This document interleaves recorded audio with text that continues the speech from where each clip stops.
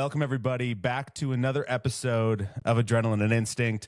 Today, Brenna, I don't know how exactly to intro you because you've kind of done a lot of different things and we're going to cover a bunch of different topics. But I will say this, me and Brenna have worked together. She was one of you had a territory that was probably the highest performing when it came to 509 in all of Canada.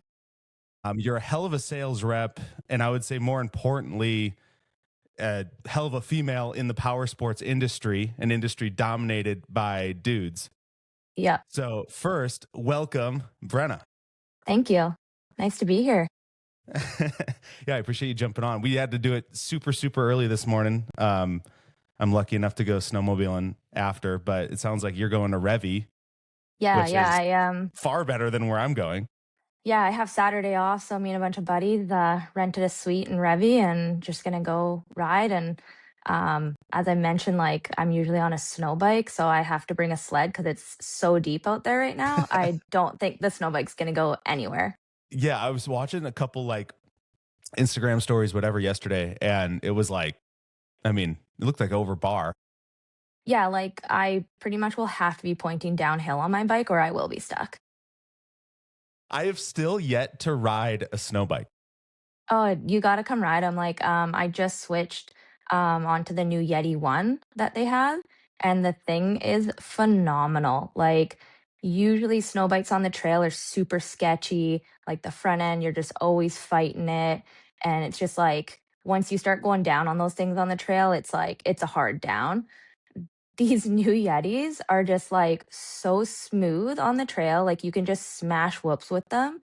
And then in the like backcountry, all the thing does is want to wheelie. It's crazy how different this one is than the older kids. So like obviously my like roots are all dirt bikes. And I think I kind Yeah. of got like schmucked into just snowmobiling because of who I was working with and all of my friends. But I have to think I would like it. Like based I on how mean, much I love moto outside of snow.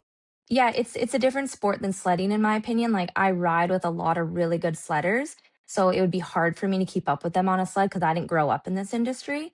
So I'm not a very good sledder, but I can keep up with them on a snow bike no problem.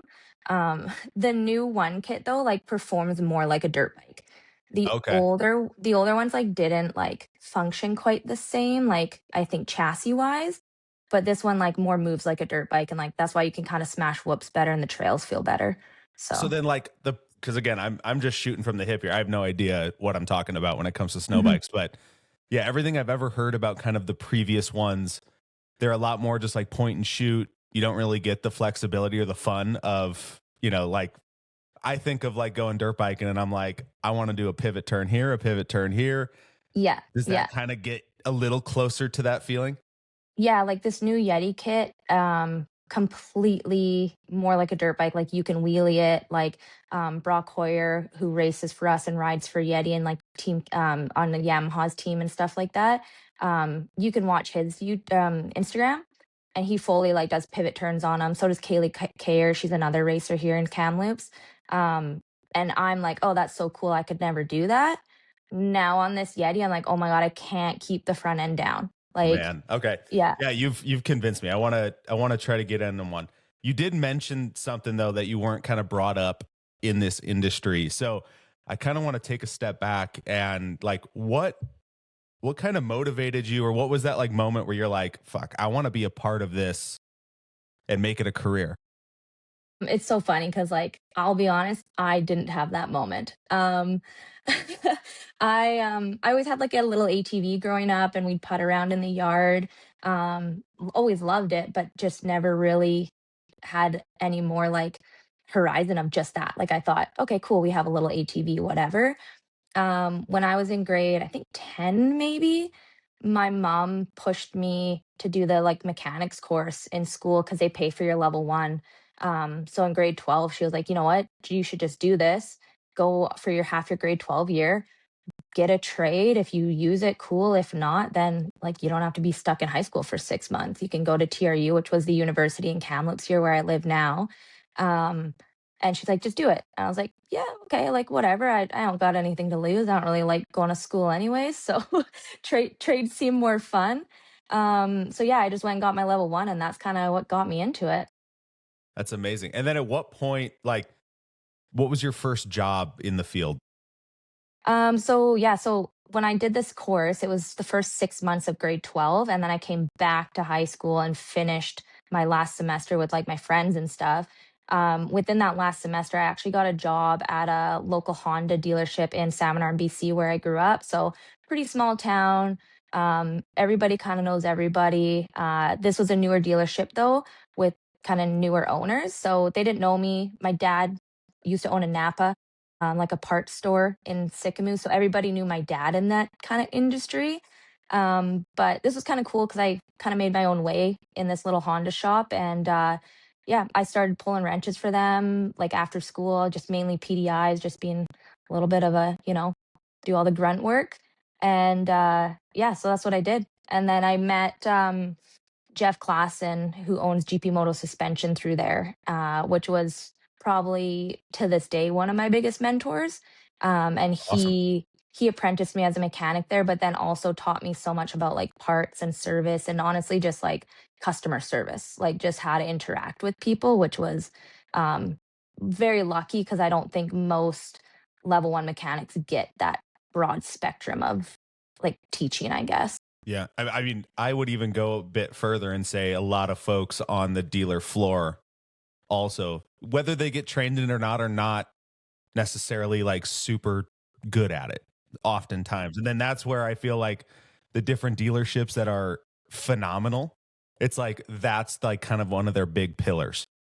Yeah, for sure. Yeah, I agree. Even like growing up, so like I started in this industry in 2009, I guess. So I was 17. I went to school when I was 16, and I got to see like the old school reps. Like I got to meet them that were like they had to grind. They were in the shop like once a month minimum, and it was just such a different atmosphere than it is now. Yeah. Well, we don't have to drop any names when we're talking about the debauchery, but I mean, yeah, I've heard some stories about, the get the bonus and then straight to the strip clubs. And Yeah, yeah, it yeah. sounded like a totally different world. I mean, like, it sounds like almost like back in the 70s, even though it was probably like what, early 2000s. Yeah, like 2009, right? Like when I started. And it's crazy to see, like looking back at it, I never felt like I really had to deal with like much sexism or like even I'm half Japanese, like much racism, even growing up as a kid, stuff like that. Um, but looking back at it, I'm like, wow, it's still a bit of a boys' club, but in 2009, it was really a boys' club. Yeah, yeah, and like Yeah, I said, I was super grateful to have people like Jeff who was like he was in, I guess, his early to mid 30s when I met him, and he did not, like, think of me of anything else other than another employee. So it was like that's sick. having somebody like that was just like a massive deal, and like I said, not every female gets that in this industry, not every level 1 mechanic gets that in this industry, so I was pretty fortunate. Yeah. And I like, I don't want to make this like oh, as a female coming up, this was like my hardest stuff. But I do kind of want to paint a picture, I guess, more or less of like either motivation towards like other girls to get in. Cause honestly, some of the best reps that I've either managed or have worked alongside have been female, and they see things just a little bit differently than some of the dudes. And then I think too, it's like always just like a softer hand depending on, and than a guy coming in and kind of telling somebody what to do. That can always kind of come off a little weird. But I'd be curious, like, what struggles did you see either coming in, and whether it's just like personal, like learning how to be a good rep and kind of what the dealers needed, or just from kind of being inexperienced as a rep coming in. Like, what were some of those kind of hurdles that you had to cover? Yeah, well, to backtrack a little, like obviously I said I started as a mechanic, right? And then being at a Honda shop, we had no winter product other than snowblowers.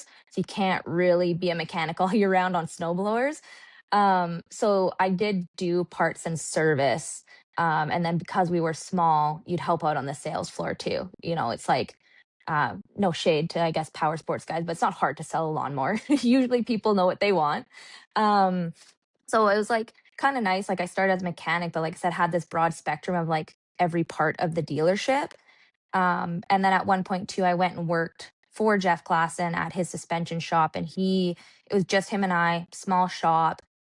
He kind of opened his books to me, like, hey, like this is why we have to make this margin. This is why we're doing this on the back end and stuff like that. So when I rolled into being a rep, I already knew kind of how a business ran. I knew how the dealerships ran, so I could relate way more to them.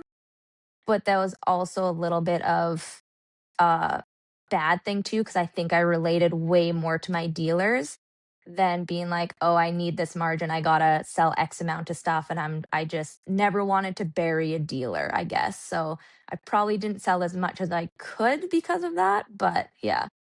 I think though that that's like, I mean, it's always like the battle of like ethics and sales, you know, like Yeah. it's, and ultimately though, in my eyes, like as a salesman, we can kind of get quickly into that. So like, the way that I came across Brenna was she was at the time, we'll kind of get into it eventually, but this will kind of be a good segue. She was the BC rep for, I mean, shoot, rattle off the brands that you were repping at the Oh time. gosh. Well, we had 509 and 2B, which were two of the biggest winter brands. I'd say, 509 is still big. 2B's got their struggles right now, but two of the biggest winter brands when I was repping. Then we had Highmark, we had Mammut, again, two of the biggest like avalanche safety gears in the winter side of things. Mountain Lab. What else do we have with Crankum? We probably had like 10-ish brands at that point, maybe more, not including summer. Yeah. So Yeah. repped a handful of massive brands. And being that she repped 509, the way that it kind of worked in Canada is you guys were part of a distribution across Canada. You partnered alongside 509. So it wasn't necessarily like I was a sales manager to Brenna. It was more like I was a sales manager with her manager. And then her manager would rep or support the sales crew at the distribution side. Inevitably, paths always cross, and we're always chatting at sales meetings and all of the different things and traveling with them. But okay, just kind of wanted to set the stage on that. But yeah, it's crazy to me that like I remember I think I met you when we were traveling. It was my first time up to Canada for work and staying at Chuck Gorton. He was the owner of Mountain Sports Distribution in Golden. And then yeah, ended up coming over to, where did I meet you? Revelstoke? Revelstoke, I think. Yeah, I think we did Revy because didn't Chuck take you riding after that? Yes. That was my And the first snow and was, still only time I've ever been to Revelstoke. yeah, and the snow was terrible, wasn't it? It was like, yeah, like Yeah. glass out there almost. Yeah. I was like terrified. This is a good bring me way back down to earth. But so where I live in North Idaho, it's like deep trees. Usually people will come here and they'll kind of be a little intimidated because of how like tight the tree riding Yeah. is. It also means the snow is pretty good. We don't have like crazy elevation where it's like, when you're standing up at the top in the Alpine and then all you see is like a 2,000 foot descent.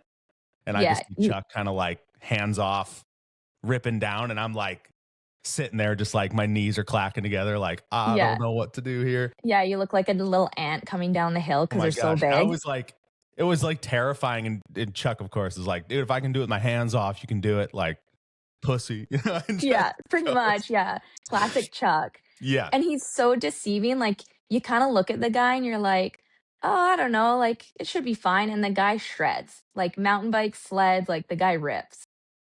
Absolutely does. All right, Yeah. we got off topic there. Yeah. I'm trying to bring it back to where we were. I think we were talking just about your kind of your come up into the Yeah, rep yeah, space. and when you met me in Revy. So, yeah, that was the first time we had met in person, I'm pretty sure. And Revy was, like, a pretty cool spot to show you, like, the dealerships there, 'cause there's 3 kinda main ones there. Rough Country, which is, like, more of, like, a still kinda dealership, like, no sled, stuff like that, and then Stoked Mountain. Carter owns that one, Carter Hill, and he mostly does rentals. and then Full Speed Rentals, and that's Gus, and Gus owns that shop. And I had a really good relationship with all three of those shops. Um, and it's pretty neat to see the volume of product that comes out of those guys. Like, they were some of my biggest dealers, and they'd sell like, I think Gus used to sell at Full Speed like 500 pairs of heated goggles in a winter. Like, it was insane. Like, his booking just for heated goggles was bigger than some people's bookings for the entire year. Yeah, that's Yeah. that was. I mean, kind of the. I don't want to say the heyday of it, but we then got plagued kind of oddly with. I mean, COVID, for instance, but really just the lack of snow. I think more than anything else, Yeah. really ended up Yeah. affecting business up there. Yeah, it did, and we had, like, 2 or 3 seasons in a row that the snow was just terrible, and, like, this year is the first year we've had this much snow, and, like, you can just see the shift in the industry a little bit. Like, currently right now, I'm at Outlaw Motorsports. I'm the sales manager up there, and we're moving sleds pretty well. We've moved through quite a few. Like, I had to buy more non-currents because we sold out of them early season. I know not every dealership's having that luck. We're pretty fortunate to have the team we do, but it's like, yeah, you got people calling. It's You can see this little pickup, and the little spark is kind of back in the sledding industry, I feel like, because of the snow. Yeah, and the kind of always when we were in the spot. I mean, we almost never had to worry about the West. It was always like, what is Central Canada? What is Central US? The East Coast? What's Europe doing? And it seems like everybody has snow except for the West right now. Yeah, even though we didn't have snow, like, people were diehard still. Like, they still got out there.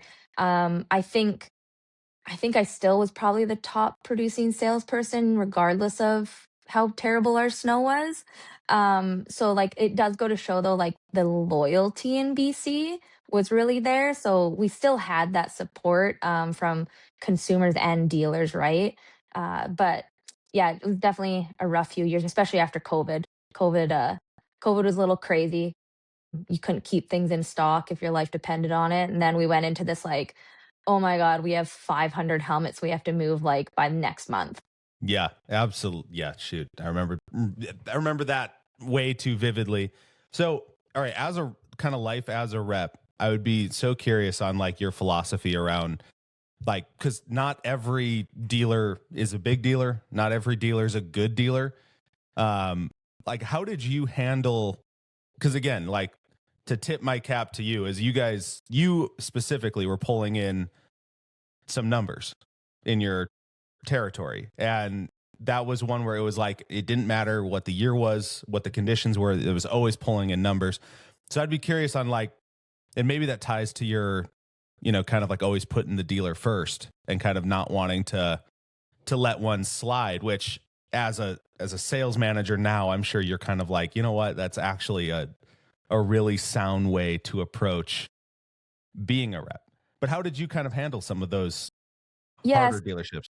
Yeah. So I don't know, kind of like I said, I grew up in the industry when reps really had to work hard. And I saw a lot of good reps come through the shops that I was working in.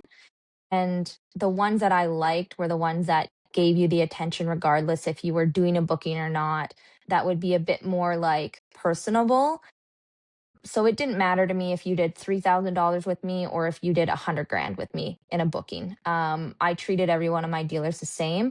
I definitely had a couple dealers that would try and go over your head and try and go to management and be like, "Oh no, I want this, I want that." I'm pretty good at sticking to my guns, and I think I'm pretty reasonable. So I mean, I would come back at them and go, "Okay, like I understand where you're coming from, but this is what we need out of it." Or if you want this side of our business, because some of our brands were exclusive in certain areas, I'd say, okay, if you're doing this, then I need you to pick up on this side with these other brands and stuff like that. So I would kind of use that to my advantage, I guess, where my dealers where I struggled with. But honestly, I had like 150 some dealers. I'd say there's one dealer that I did not like walking into, and that was it. Yeah. That's super impressive though. Cause like I can think of three dealers in my hometown that I don't love walking into. Yeah, yeah. I mean, I had my struggles to start. Like, there's a couple dealers that don't like reps. They don't like getting visited by reps. They definitely have their guard up with new reps. Especially me, like, people think I'm a lot younger than I am. They think I haven't really been in the industry very long, right? Especially because I come from more the enduro side of dirt biking, and anybody in the motocross world didn't really know who I was. But again, I just did my due diligence. I just made sure I made appointments. I made sure that they knew I was coming. I never showed up unannounced. For those dealers I struggled with, I'd maybe bring them a free shirt or some free stuff here and there, like sway them a little bit. And by the end of it, the one dealer that really didn't like reps, I was the only rep she would see. That's incredible. Do you like so as so for like future gals getting into the industry, honestly, just future anybody that wants to eventually break into kind of being that rep, like what are some of like the criteria that you would say like focus on these points and these will kind of become really good skills or traits to have? I mean, you already named a few, but I'd be curious if you had any others. Yeah, like I think the biggest thing is, like I said, never show up without an appointment. Make sure you're communicating with them. If a dealer, asks you 10 questions and they ask you the same question almost every month, don't get frustrated with it. Sometimes people are just overwhelmed in dealerships and are doing 30 things. Just supply people with as much information as you can while also answering the question so that hopefully they do learn. And then honestly, just show up and be respectful and be personable. Like, I think if you can build that, like, more of a friendship connection as well as a business relationship, especially in BC, they're going to respect you more and they're going to want to buy more off of you just because they like you as a person. Like I said, we're super loyal here in BC. And it's, again, not so much sometimes the brand, it's about the person you're buying it off of.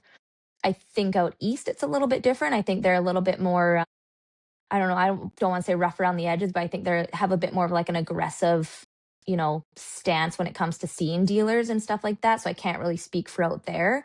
The few dealer or reps we've had from the East don't do well here because they are too like, you have to buy this, you have to do that. And dealers don't like being pushed like that in BC.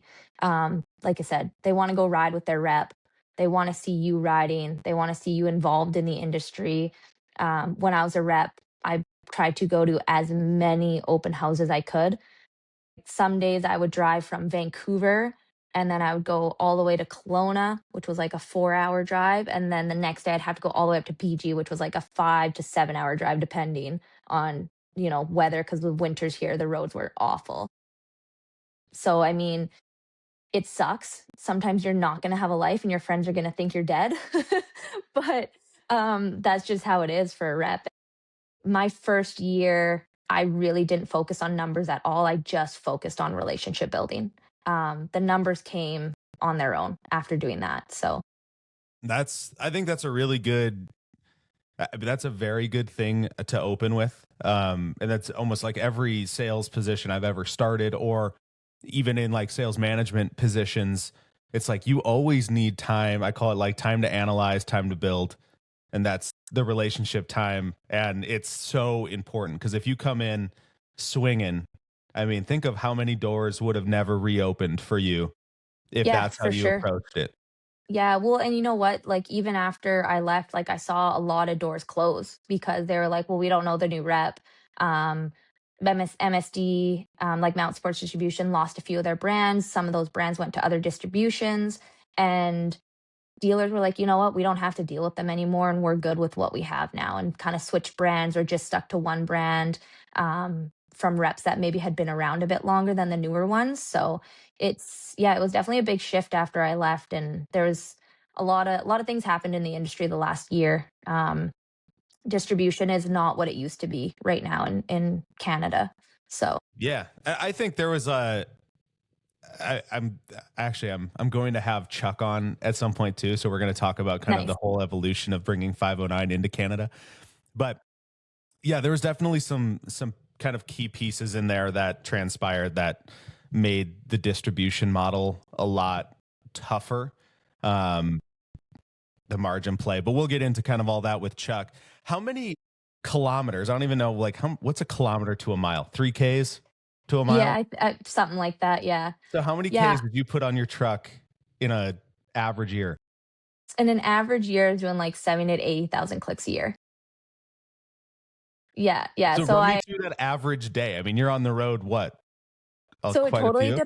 totally depends on the territory, like, so I did all of BC up to Grand Prairie and Peace River, so that's in Alberta, which is, like, I think Grand Prairie is probably a 10-hour trip for me. And again, in the winter time, because our MSD's business was like 90% winter product. So you're on the road the worst months of the year in snowstorms. And we have a lot of like road closures because of avalanche control and car accidents. And it's just chaos.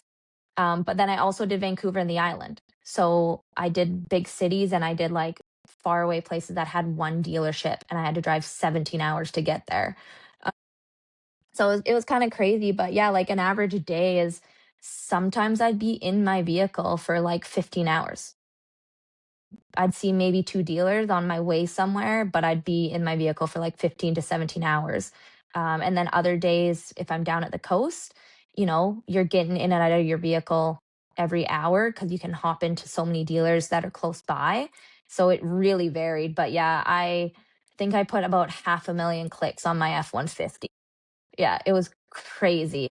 Yeah. Oh, like it for like a lot of folks. So like the demographic, I definitely have some Canadians that listen, but a lot of folks are US and oddly enough in Europe. But the funny thing is like so for Canada as a whole, it's like where you're talking about right now is like, I mean that's spanning like a Washington down to like Central California almost.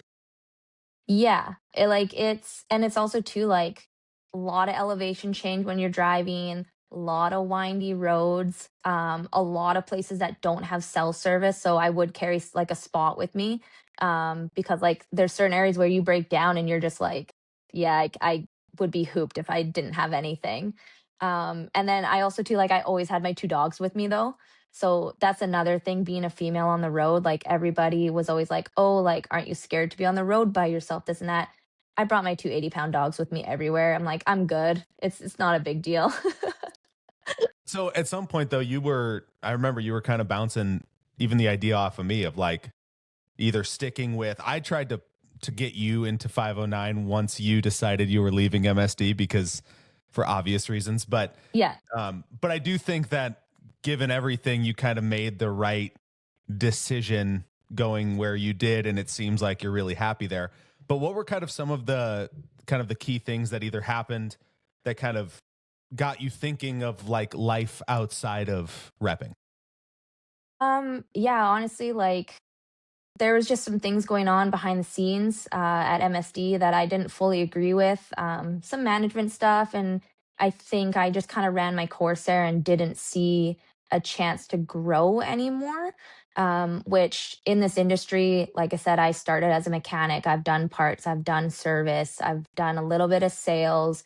Going into repping was kind of like another growing point for me, and then I've seen reps be a rep for like 20 years and doing 80,000 clicks a year and only being home half the time, just long span just wasn't appealing to me. Um, so that's kind of what shifted me. And then I would have loved to get into like, being a manager of sales reps and things like that. But the industry, like I said, was taking such a weird turn with distribution. There's one company that was just kind of scooping every brand up, and I knew I wouldn't be a good fit at that company. So I approached Landon Leduc and John Sethen from Outlaw Motorsports, who I previously actually ran their parts department, so I know them quite well, and they were one of my really good, yeah, dealerships for when I was selling to them. And I always kept a great relationship with them. I hold them in a high regard. Like they've done a phenomenal job with that dealership. And in my opinion, are probably one of the best players dealerships in this area. And they're avid riders. So, I mean, one of my things is I like to play as hard as I like to work. And I'm not going to go work for anybody that's doesn't have the same mindset. So they are kind of my only choice of if I go back to a dealership, it would be them. Um, so yeah, we talked, and we honestly probably talked for like 6 to 8 months, and they were great. They're like, hey, whenever you're ready, we'll make a space for you. Like, take your time, whether it's tomorrow or 2 months, 3 months down the road. And we discussed I'll come back as their sales manager. So yeah, it was pretty neat. Like, I've never been in a management spot like that, I guess, before. And now I'm running a sales team. There's just two guys and myself. And even doing the management side of things, I'm also one of the top producers there, which is pretty neat. We've learned how to do financing as well. So that was new to me. So it's just another part of this industry that I'm like, okay, cool. I'm learning and I'm growing again. And there's still so much room to grow in that side of it, Yeah. I guess. Did you like near the end of that? I mean, I felt it at 509. Did you ever get like burnt out with kind of the industry, that side of things, having to like literally put every single day, every hour into that? Yeah, so I didn't realize how much I was working until I went to a dealership and I'm back to a 9 to 5. Um, my first month at Outlaw, I was still working for like the World Supercross Series. I was still doing MSD stuff because they hadn't found a rep yet. So I was still answering all their emails. And I was also helping out with Blue Moto, which is a website. So I was still doing three other jobs on the side for the first like 3 months I was at Outlaw, but I'd come home at night, I'm like, "Wow, I don't have to do anything, like, I can just, like, go for a walk and not answer emails and not do this." So, once I took a step out of that role, I was like, "Oh my god," like, I was working a ton, and I always had my phone on me. I was, like, glued to my phone and I didn't realize it. And then again, the miles, you don't realize how draining driving in a vehicle is like that until you get out of it. And it's just like, yeah, there was definitely days like I'd go out on the road when I was repping. I'd be on the road for like almost 2 months solid. Then I'd kind of take like a few weeks off.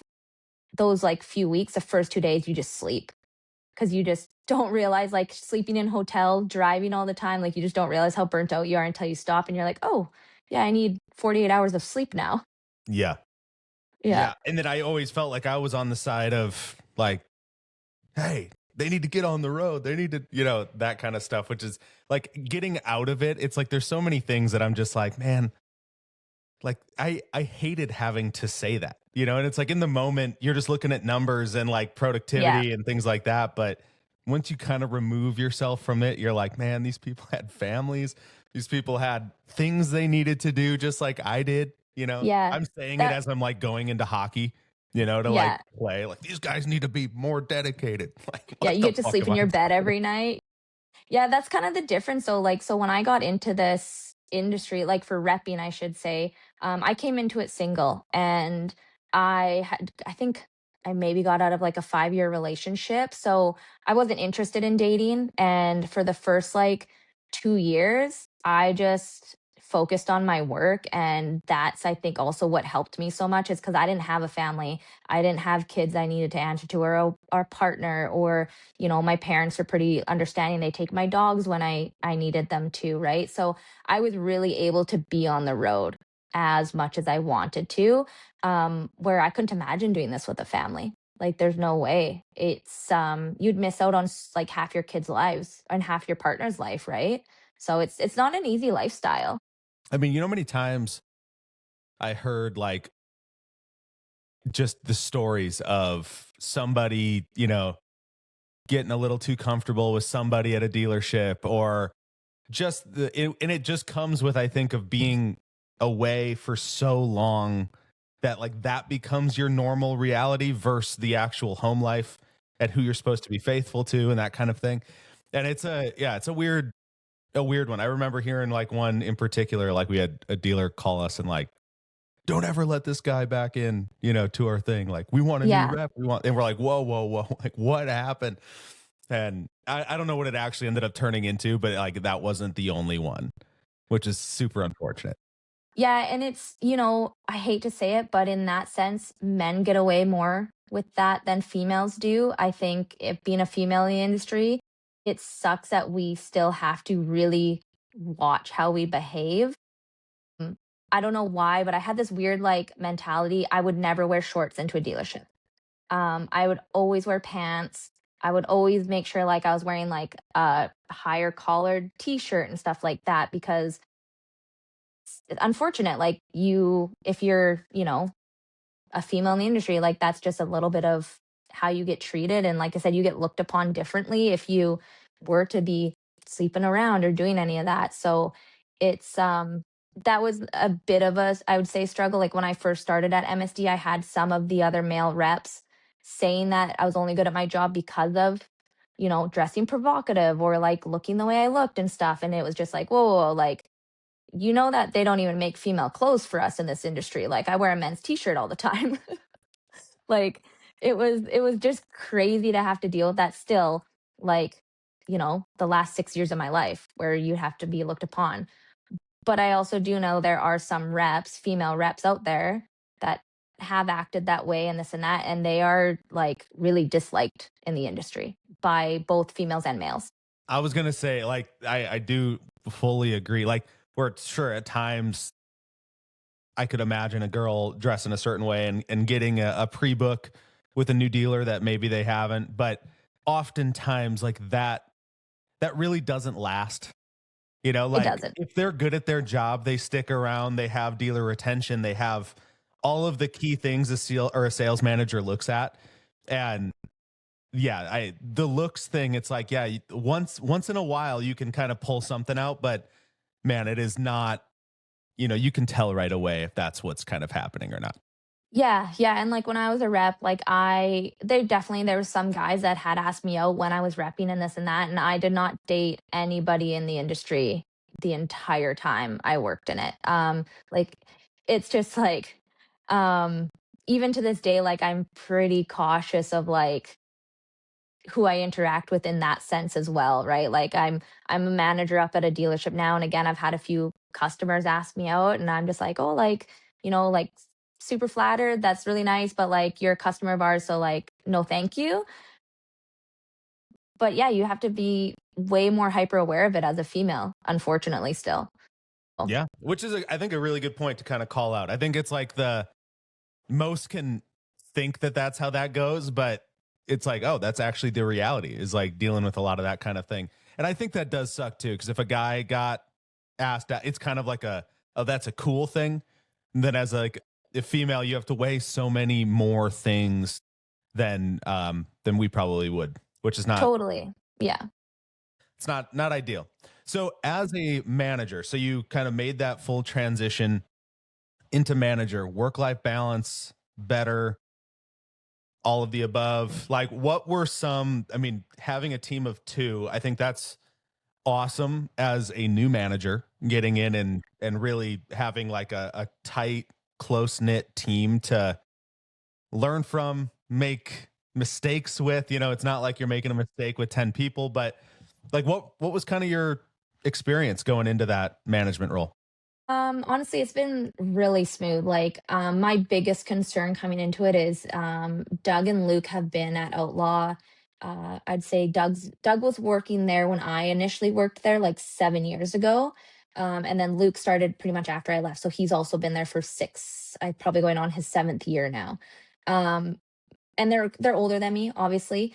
My biggest concern was them like maybe being upset that I'm coming in and I'm taking over this role, but I have not worked with them and they've been at the dealership longer.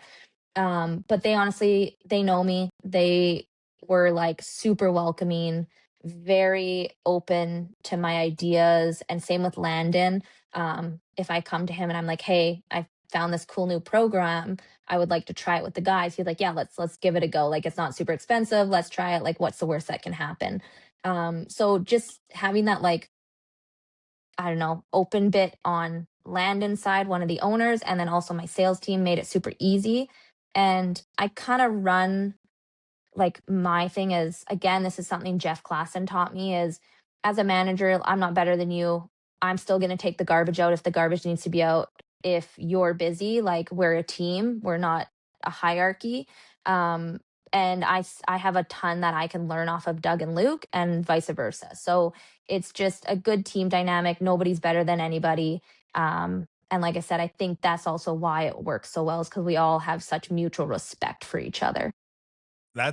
I love that. And it's funny. I'm going to tell you a little story about like when I first met you, because I came in to the industry. I mean, I had a ton of sales experience and I lived in the industry as far as like all of my interest hobbies. I never worked in the industry and I never worked at a dealership. So I was like, so many of that, like coming in and meeting you in Revy, it's like intimidating because this girl is here, knows everybody, has been in it. But the cool thing was, is like coming in, it wasn't like you weren't skeptical on like my interest or my passion towards the industry or the sports. And you were like also very sharing on like the way the dealers are working and all of the different things. And like, so to hear that you kind of had the experience where you were worried about coming in and kind of that being the case, and then having almost the same experience that I had coming in, where it's like, I think it's because you're probably very open and welcoming to new ideas. And then you have good ideas to share as well. And I think you've always done a really, at least as long as I've worked with you, you've done a really good job of kind of discerning a shit idea from a good idea. Yes, yes. I also And too, like, I have no issue being like, nope, I was wrong. That was an awful idea. Let's go back to the original one, right? Like like you have to be humble in this industry, I think, in well, honestly, at all times. Like if you can't admit that you're wrong, you're not going to be good at what you're doing.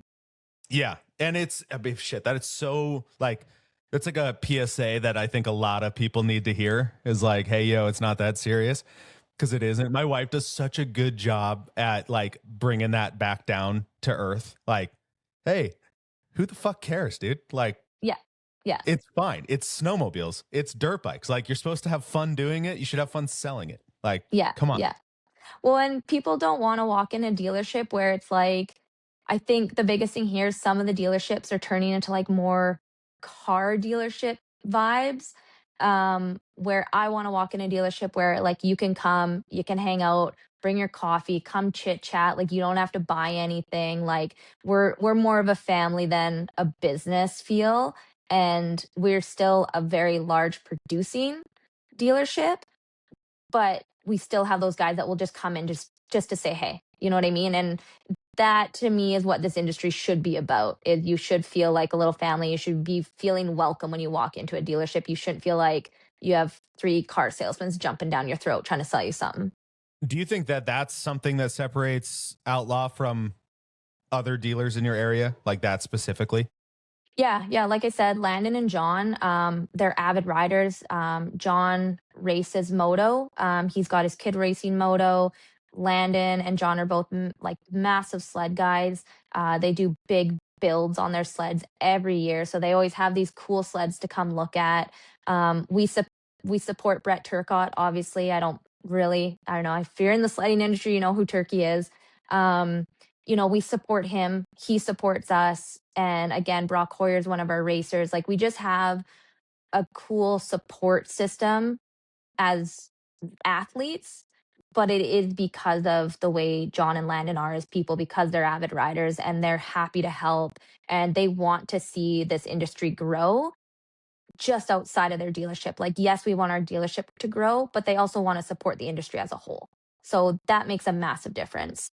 So I mean, I'm hearing so many good things with that. And it sounds like I'm hearing this and I kind of am like, damn, I want to come check this place out, like, and just hang out for a You little bit. you got to come ride with us. You got to come ride. The Landon I and would John love will to. take you out. I would Yeah. love to. The other thing that is so important that I think sometimes people forget is like, I love buying from people or going into dealerships when the owners and the people that are there are like insanely passionate about the same thing I am, because they live the same struggles, the same trails, the same condition, like all of it. They know what they're talking about. And that's, I feel like, one of those things that really can resonate and bring customers back. And I think about it like, what mountain bike shops have I consistently gone back to? And it's the ones that like truly understand enduro and downhill mountain biking. Like, I'm not going to the XC dealership to service my downhill bike. And like, that's one of those ones where it's like, I feel like sometimes you end up seeing it's like they're really focused in dirt bikes, but they have some snowmobiles over here. They don't really know much about them. Nobody really rides them. Yeah. It's like no one's coming back to Yeah. that. It's pretty crazy. Like at our dealership right now, like we have like a few dirt bikes in our showroom, but right now, like my whole top showroom is pretty much just sleds. And then when summer rolls around, you won't see a sled in the building. Like we fully switch. And like I said, there's a lot of us in the dealership that ride summer and winter, do multiple sports. Like it's, yeah, you can walk in that dealership and find anybody who does something in this industry. I love that. All right, one of Yeah. the other things you mentioned, um, you had kind of some role with the World Supercross series. Are you Yeah. Yeah. still doing anything with them, or what's kind of the Yeah. So I did some stuff with them. I do help them out with the Vancouver event. So this is the other cool thing. Like when I was a rep, my favorite thing was to network and meet people like yourself. And doing that and spending the time getting to know, the people you were selling for, people that they know, like pretty much even at a sled event, like at the big snow shows, you get to meet so many cool people. And that led me into meeting Justin Thompson, who owns like Bob the Cooler. I think he owns the AMA Arena Cross Series now. He owns Jetworks. He owns a ton of different companies, and he runs the Triple Crown Series for motocross here in Canada. So he, got me in touch with them and was like, "Hey, this is Brenna. Like, she knows BC like the back of her hand. You guys should use her and you know get her contacts and help her out." And so I pretty much would just hook them up with dealerships, try and get some sponsorships like 509. I approached them for sponsorship, things like that. And yeah, ever since then, like they reach out to me every year. They come to Vancouver now, and it's been 2 years in a row, and they're expanding their series. They're going from, I think, like 4 races last year to 6 this year, and then I hopefully maybe 8 the next year. Yeah, so I mean, like, yeah, when they're in Vancouver, they reach out, and I go down and always make a point to see Justin, hang out with the boys that build the track, and hang out with everybody else there. So yeah, right on? And then the other one was it Blue Moto? yeah, yeah. So Megan and Zach own Blue Moto. They're based out of Revelstoke, so it's kind of like a I don't want to say buy and sell, but a little bit. So they'll like upload your listings as a dealership if you want. They also have like blogs, race reviews. They'll put events on there. It's just kind of like like I don't know. It's kind of a full knowledge of the entire dirt bike world in one little website. Is it almost like a pink bike, but for Yes. moto? Yeah. Yeah, very similar. And they're working on some new stuff here. So I think you'll see a bit of a change in the website. I'm not sure what they're doing. I'm not working for them right now, but I still talk to them all the time. They're great people. I mean, if you can support them, go support them. Go check out their website. Right on. But yeah, it's again, these are people that I didn't know them. I actually met Megan at a ladies' dirt bike event, and we are just chit chatting and got along super well. And she's like, "Hey, like, we help us with this?" I was like, "Absolutely." So again, just networking, meeting new people. Events are phenomenal for that. And again, as a new rep, I suggest do as many events as you can, and network. And even if it's with other dealers, right? Like it's gonna help you so much more moving forward. I think too, like the stark reality of the power sports world is that it feels massive, but Mhm. it's really So small. small. Yeah, It's tiny. And you go to a couple events and you start meeting kind of some people that you didn't think you would ever have access to, which is, totally. I mean, a super powerful thing in this industry. The other thing with I well, at least I wanted to cover with you because I think I always saw like cam loops in like the Brandon Semenek, all the old videos that he had, like Life Behind Bars. I'm trying to think of a couple others, but like that, and then the North Shore Boys. You'd always kind of see them doing these trips up there. So you live in like an exceedingly fucking awesome place. Yeah, yeah. So I mean, I grew up in a really small town, Salmon Arm. I would say like pretty much all my friends are like married, 3 kids deep now. And I'm like, I just want to ride bikes still. So Kamloops was kind of a no brainer. Like, again, I came here originally because I worked for Jeff at GP Moto. But now that I'm here, like I mountain bike, I dirt bike, I snow bike. I also play soccer, so it's a big enough city center that they have good soccer teams. But then we have the bike ranch, which is like a place to go ride your bike. They have a shuttle service that it's like $2 a shuttle or $3 a shuttle or something. Oh And man. they have some of the biggest jumps, and like they've done a ton of work to it the last few years. Like there's little progression drops you can learn on. There's like massive drops you can do. There's dirt jumps. There's a little track at the top now for like a pump track, and little kids go up there all the time, and it's free. Like it is insane that you can just go ride this thing on your own. You can pedal it too if you want. So we have that, and then we have some of the best dirt biking in my opinion. Like you can ride tight techie stuff, you can ride sand, you can go, we used to have a motocross track. We're trying to build a new one right now. It's built. We're just trying to get all the permits done for it. Or you can just go to Barnartville, and it's just kind of outside of town a little bit, like maybe 10 minutes, Awesome. off-road trails, but then also has a little sand track up there. So it's like the mecca. And then we're like 2.5 hours from Revi for riding. You could technically go ride on the Coquihalla, like heading towards the coast. You've got Blue River, which is again another 2 hours 15, which has some of the best snow as well. So I mean, it's just the heart. And as a rep as well, it was smack in the middle of BC and all my territory for me. So it just was perfect. Man, that's like the one thing my area needs drastically. Like we have, so I'm 10 minutes from uh like a downhill park, or it's a Yeah. ski resort that Yeah. flips over in the summer, but it's like the trails there are, I don't even know how to say it. They're not like super professionally built, if you know what I mean. Yeah. The Yeah. kind of Yeah. ones where you have like all the trail speed you could ever want, and then like a 4 foot, just shark fin kind of like Yeah. single that Just takes all your speed. they're like, these are really cool features, but they don't flow together.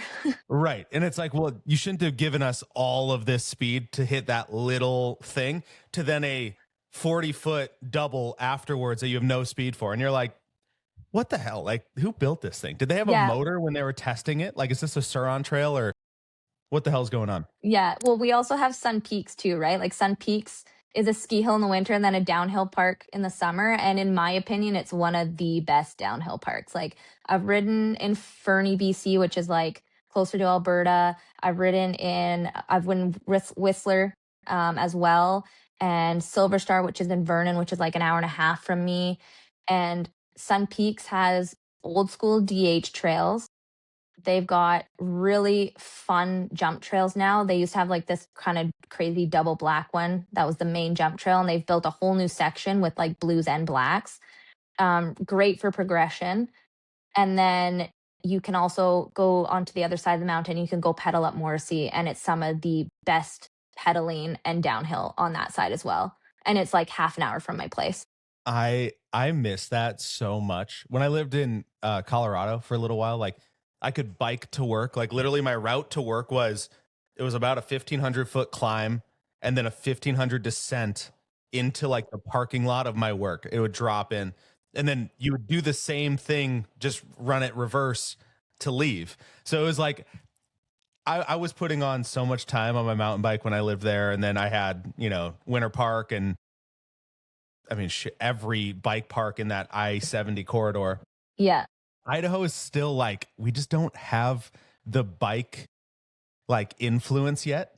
It's like, Yeah. but it's nice because we have a lot more dirt bike access than in any of the other states. Like I can go ride from my house and access millions of acres of public Yeah. land, which I Yeah. couldn't do in Colorado. I couldn't do in other places, but that also comes with the issue of like, I don't have a good place to do any dirt jumps. I don't have a good pump track. The resort trails are modest at best. Yeah. And it's like Yeah. we're starting to get a couple, but it's like it's not there yet. Yeah. I And I mean, am like, so envious. if you're in like any sort of bike part of the industry, whether it's mountain bikes, dirt bikes, whatever. I mean, Kamloops is awesome. And then the people as well. Like it's a bit more of like a blue collar town. I've lived in Vancouver and I've lived in Kelowna, which are like obviously more city vibes, and I never really loved it. But here you're kind of just like with the same kind of mindset people are happy again. Like I said, if you're I start my snow bike at 5 in the morning sometimes and load it up, and I'm in a subdivision, like they don't care. My neighbors think it's awesome. They're like, oh, so you went snow biking, this and that, how was it, right? And they're not in the industry. But yeah, but they're happy to do it. And, I fix their stuff. I fixed my neighbor's snowblower the other day for him, and he was pumped. So I love that. yeah. Yeah, you Canadians are a different breed when it comes to like being neighborly and nice. And then like you flip this switch and then you guys all just become like absolute savages doing whatever sport to like the ninth degree. I And it's know, always yeah. so funny because like half the pros I've met up there, it's like they're the nicest. Like Riley Suhan, for instance, like you meet him on the street, you do not think the guy just sends on a snowmobile, and then you watch him and you're like, is this the same fucking guy? Yeah. Yeah, I know, it's like, again, though, there's also so many riders here that, aren't professional riders, or they've never been filmed and nobody knows who they are, but they're also phenomenal. So I think we have all these amazing athletes who have been highlighted, but then we also have all these people that aren't. So it kind of humbles the athletes here, right? Like they're like, well, that 15-year-old kid just did a backflip off of that. Like it's wild. Yeah. Watching some of the young kids at the bike ranch is just crazy. Like Oh my you see gosh, yes. he looks like Yes. a little bobblehead and he's doing a backflip. You're like, wouldn't it be nice to not feel the consequence of that later if you crash? I know. And then I think to like, I'm like half the kids I grew up with, like, couldn't even ride a bike at 5, let I know, alone right? flip one. Yeah. My one of my buddies, we take his like 4-year-old riding, and I swear sometimes he's faster than me down the hill. Like, Do you think that just like lends to the terrain in Canada being like, everyone kind of jokes like in the States where it's like, oh yeah, it's a black, but that's like a Whistler blue or like that kind of thing. Is that just like almost like desensitizes people to how gnarly they gnarly it actually is. are? I think it does, right? Like, so again, this was my 5th year riding mountain bikes. I obviously had a bit of a head start because I started riding, dirt bikes off road like 10 years ago, I guess. But I learned in Nelson, BC. So it's, again, small town, big mountains there, though, and just some of the gnarliest mountain bike terrain. Um, and I think the person I was seeing at the time, like, I think just because I was a good dirt biker enduro, they were like, oh, you'll be fine down this black. I'm like, it's my 3rd day. Like, what are you talking about? I'm going to be fine. And I would just send it. Like, it was fine. And I sorted myself out. Definitely a few crashes here and there. Um, but it was so gnarly there. Once I started riding more in cam loops, I was like, what do you mean this is a black? This is like a Nelson blue. Like, I was just like, this isn't steep at all. So even just within BC, you can ride and you're like, whoa, this should be labeled as a blue if you are Nelson. But if you are in Kamloops, it's a double black. Yeah. And then you go to Vancouver and you go ride the North Shore, and it's the most janky trails you'll ever see. And I feel like it's my first day on a bike there. Yeah. So it's like you can, I could not agree more. I remember like thinking I could handle myself pretty good, and then I was in like up kind of northwestern Washington, where we kind of, it's by no means North Shore stuff, but they have a lot more skinnies and like different kind of log type features.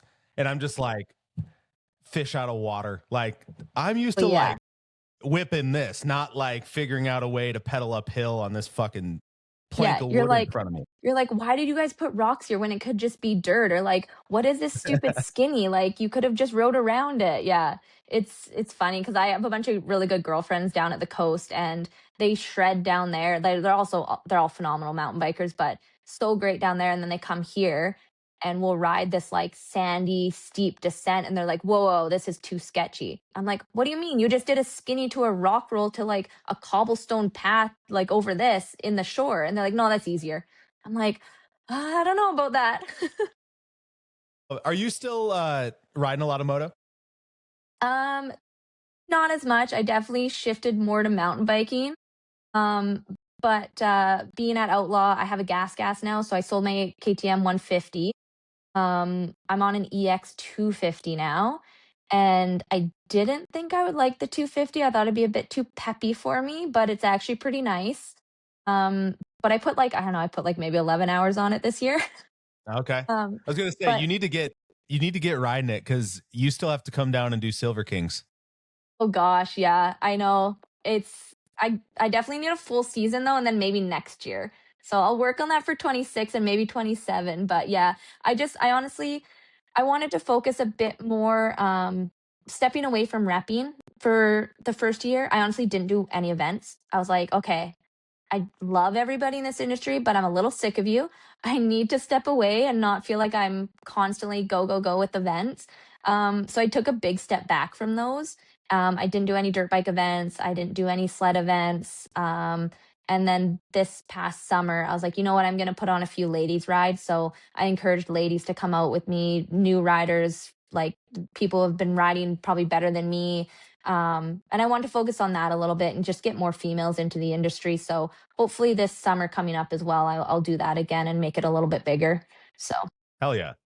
All yeah. right, before I let you roll, so I have three more Canadian. I'm like doing a Canadian tour right now, apparently, but I have Okay, like perfect. Love three it. Canadian guests that are set up.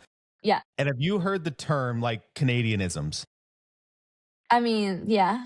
It's just the way you guys speak. But I'm curious if you have any that you can drop real quick that I can then put a sentence together for those guys and see if they know what the hell I'm talking about. Because it's gonna Oh be gosh. like you even said like looped, like oh he's gonna get fucking looped or something like that. I'm like I've never heard that before once. And I think I don't as even I remember what got I was there, saying.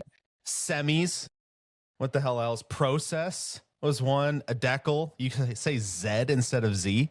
What the fuck's I that about? mean, I think like probably like in this industry, like a lot of guys are like, oh yeah, I'm gonna give her, bro. I feel like that's pretty Canadian.